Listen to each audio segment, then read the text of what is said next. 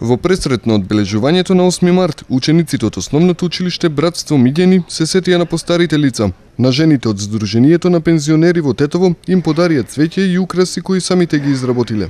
Поводот за посета на домот на старци е меѓуетничката интеграција во образованието. И мотото "Подај рака за да ти ја подадат". Младите од училиштето Братство Миѓени овие изминати месец и половина работеа на меѓуетничкото поврзување.